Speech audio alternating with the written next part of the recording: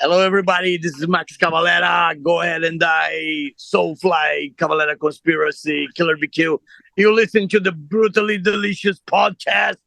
Stay hungry and metal. The Brutally Delicious Podcast. The Brutally Delicious Podcast. The Brutally Delicious Podcast. The Brutally Delicious Podcast. Yo, Max, how are you, my friend? good. How you doing, man? I am doing great. Good to talk to you. Cool. Good to talk to you too. Longtime fan. Awesome. Very Yeah. cool. Where are you guys at today? We're in Roseville, Roseville. What state is that in? California. Oh, okay. It's right outside Sacramento. Oh, okay. Northern side. How's the tour going so far? Great. I'm in the back of the bus, as you can see. Yeah. Yep. Man, killer tour. I love it. It's fucking fantastic. Really, really fun. A lot of energy at the shows, high energy. A lot of trashing, raging, loud, aggressive. Everything the, great. All the ingredients for a great, barbecue. That's in Yeah. there. 100%. So you guys are playing like smaller venues with this sort of thing. Do you find is the energy just as good? Is it different? Because normally you play bigger arenas, right? Yeah. No, I enjoy both, man. I'm not gonna lie. But there's something about this small shows for this kind of music. It's perfect.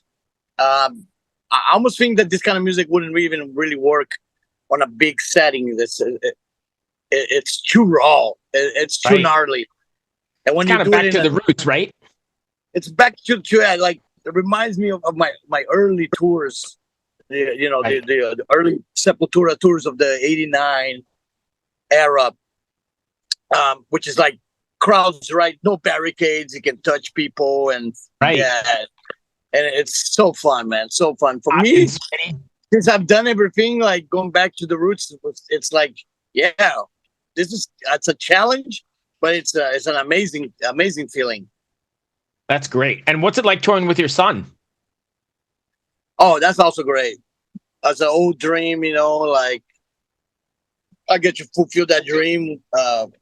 Playing music with my kids. I got, Zion plays drums for Soulfly, and Igor, we have Go Ahead and Die. It's actually more of Igor's band than mine. He wrote most of the stuff and produced the record. Right. I'm his sidekick on this one. You're the hired hand? Yeah, I'm on the side, like I'm not on the center.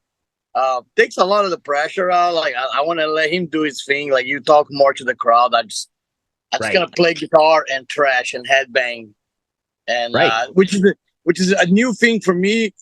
Normally I'm in the center, always talking to the crowd. Right. So this is kind of cool. It's very, very different environment. And I imagine the crowd is great too, right? Because it's going to be multi-generational. You're going to have people like myself, old school fans of you, and then the newer metalheads that are coming to see your son as well.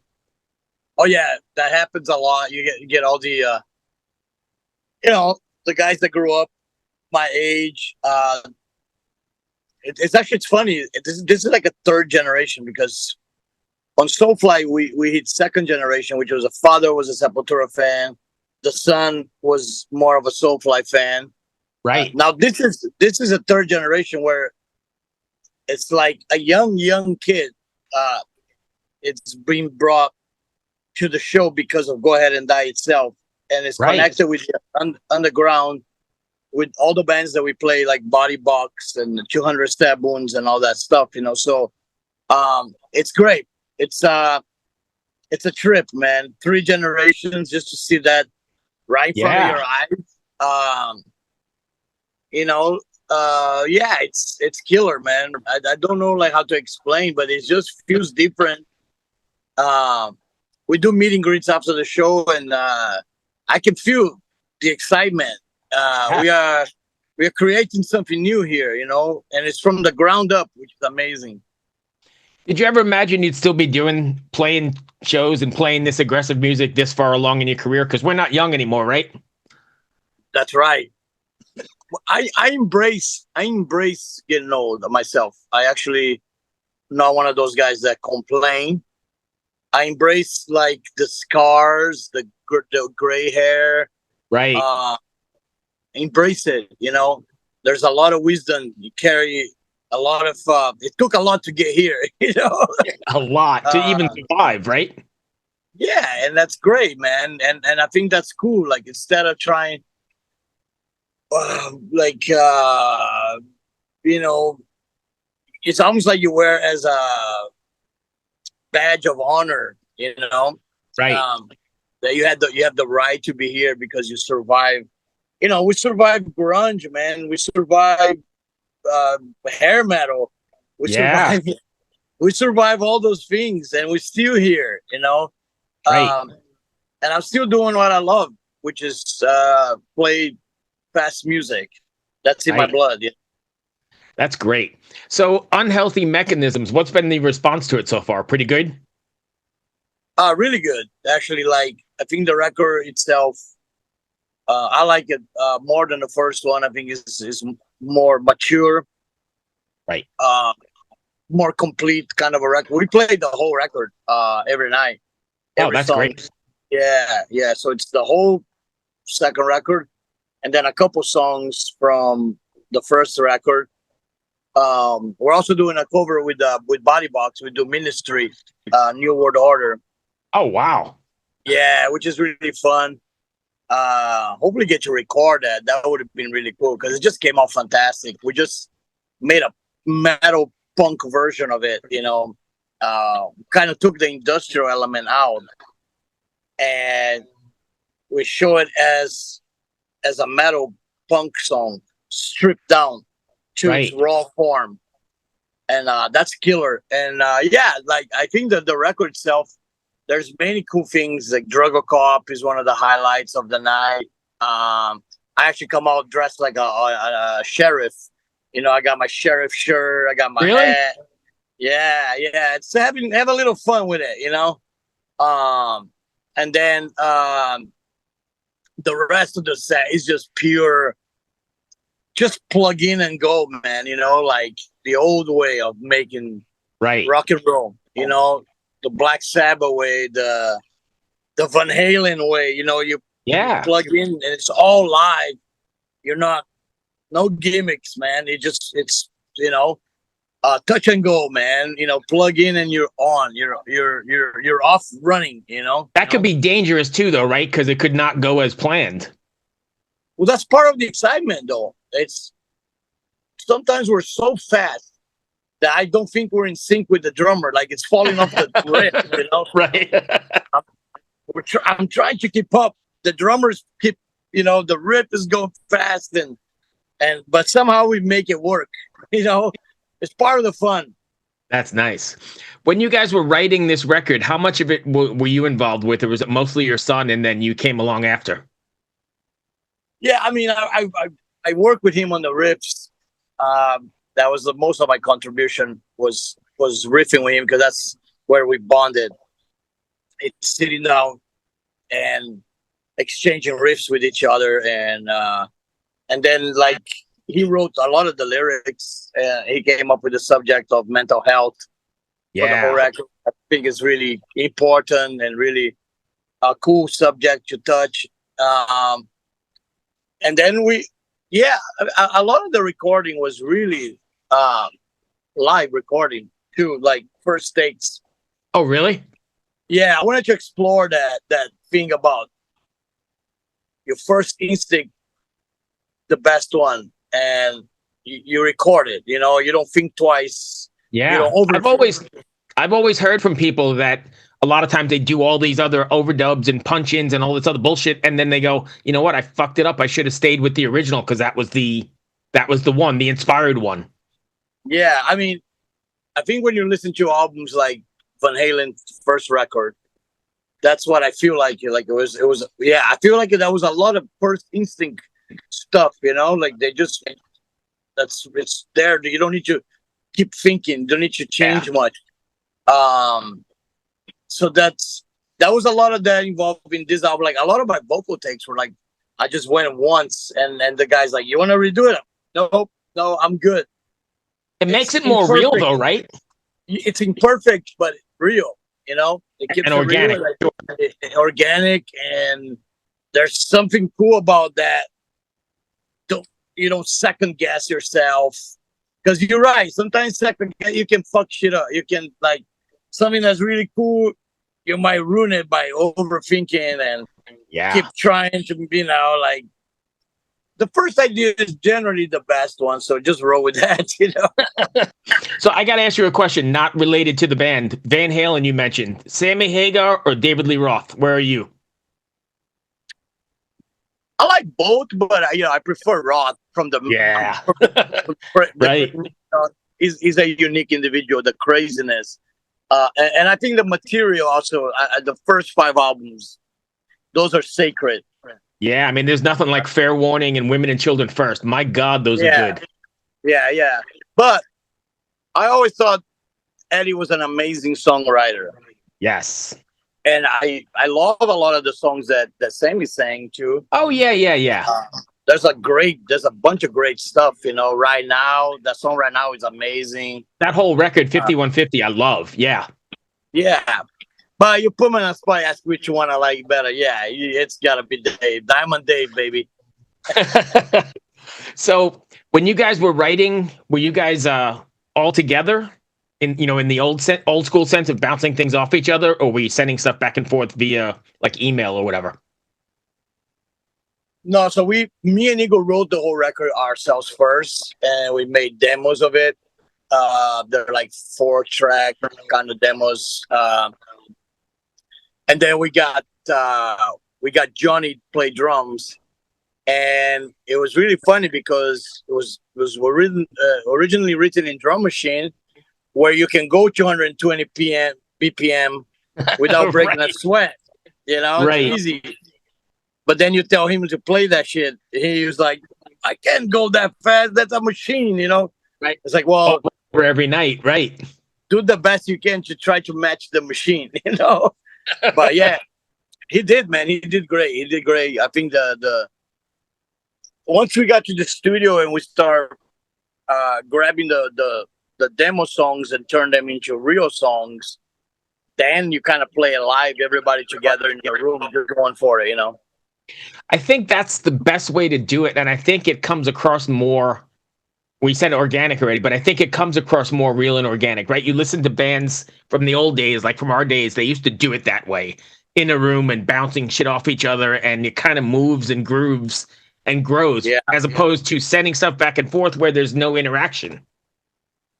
And a lot of people do that, and nothing wrong with it. It's whatever. But I prefer too quantized, too much quantization, right? It needs to move. I prefer to be. I gotta be in a room with. It's the same thing with the live setting. Like we got amps in a. Don't take my amps off the stage, man. That's sacrilegious. You're not using Kempers, right? You're using amps. We use amps, man.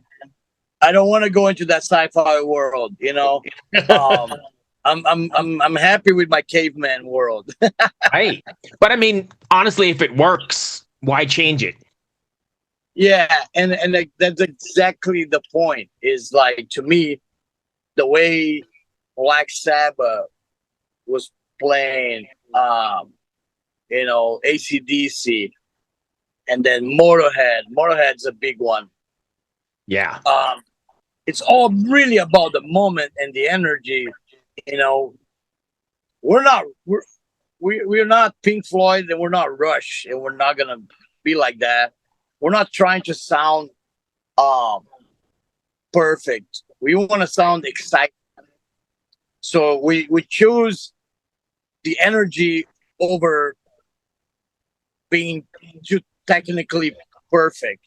Right. And you say that, but like it's a bad thing, but you guys are still, I mean, yourself and especially are, trendsetters. You've been the godfather of the, the extreme metal music. So it works. Yeah. And I enjoy it like that. I don't. If I do it any other way, I think you'll take the enjoyment out of it. And it's one of those things. I believe, music. There's magic involved. I know it's cheesy to say magic, but I don't know any other word. There's an element of an unknown thing that happen when you're playing music. Even the connection with your fans. Yeah. It only happened right there at that moment, and you cannot really No, because do it differently. That's why I don't believe in this AI shit either, man. Fuck all that. Right. It's human, organic. It's me. It's my heart, my soul. People are feeling that when they go see me live. They won't get that to see. They feel that anywhere else, but there with me. That's the only way we can make that connection, and that's why the shows are amazing and different and exciting. Every night is different, Especially this tour is like I mentioned. I was joking, but it's like there's an element of danger, or like I joke say we're making the metal danger again. Like you go play and you don't know what's gonna happen. Right. I mean, the train could go right off the tracks. Anything can happen. You can get hurt, but it's fun and games. And I think you're right though, because live albums can never capture that sort of intensity either. Like I've never been a fan of live records because they're always polished or whatever, and you never get that intensity that you get at the actual show. You know what I used to love is bootleg tapes. Yeah, I used to have a shitload of Van Halen, like from the crowd, tapes, from the crowd, from the soundboard. Yeah, I think once you do it live, it's somehow most of them are overproduced anyway. Even though the great live record, I believe they went in the studio and they So I will say I said all of that, but Kiss Alive is still amazing, right? I don't know how much post production they did on that, but that's one of the few ones that you feel the energy when you listen to it. I like to think in my head they did none, that it was just real. So don't ruin it for me.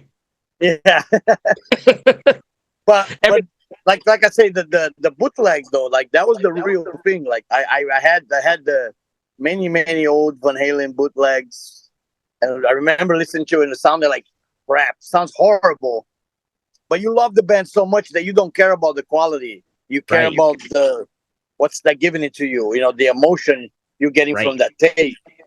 That's more important than again. I'm choosing energy over quality. Right.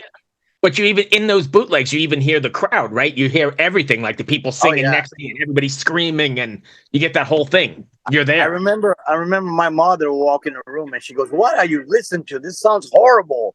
I cannot hear one instrument, And to me, I was like, "What are you talking about? This sounds great." Right. What do you have next, Max? Are you guys after this tour? Are you doing more stuff, or are you taking a break and moving on? No, Soulfly's doing a couple festivals. We're doing Rockville, Sonic Temple. Those are two main U.S. festivals. We're doing Lamb of God, both. You are? October, yeah. And then some touring in Europe at summer. How do you keep up with all these different projects? Just roll from one to the other, man. It's automatic, almost. And I love that. I love that I get to experience different crowds, different sounds. Go Ahead and Die is very different from Soulfly, and then from Killer BQ, from Cavalera. They all have different things that I love about them individually. And every time I go on each one of them on tour, it's a new trip. It feels young, feels new, feels fresh because of that. How do you keep them all separate? Like when you sit down to write, are you like, I need to write for the Cavalera Conspiracy, or I need to write for Soulfly, or I need to write for Go Ahead and Die? Or do you just write and say, this will fit here? Mostly I write specifically for the record. So intentionally, I try to separate them and do things that are going to stand out for the certain That record. project, right? Yeah. So that way they have a character of their own. You know, the best example is like "Go Ahead and Die." It's all like real pre-punk metal, Right. House shit. shows. I think of house shows when I hear it. and then if I go do the Killer Be Kill, I know the guys can really sing like Troy and Greg, so I bust out more melodic riffs, Right. stuff that I really normally wouldn't really do it on my Soulfly. Then Soulfly, of course, how the tribal thing is big there. You know, we're bringing all that back Yeah. up now. You know, so they're all fun. All of them are fun, and all of them have they take me to a different place on each one of them that I delve into. Right. Sweet. Max, thank you for your contributions to the metal world. I don't know where it would be without your without roots. It would be a whole different world. Thanks, brother. Appreciate that, man. Big Nice talking fan. to you. Be safe on the road, and hopefully we'll catch you soon. All right, man. Take Peace care, my out. friend. Keep it metal. Yeah.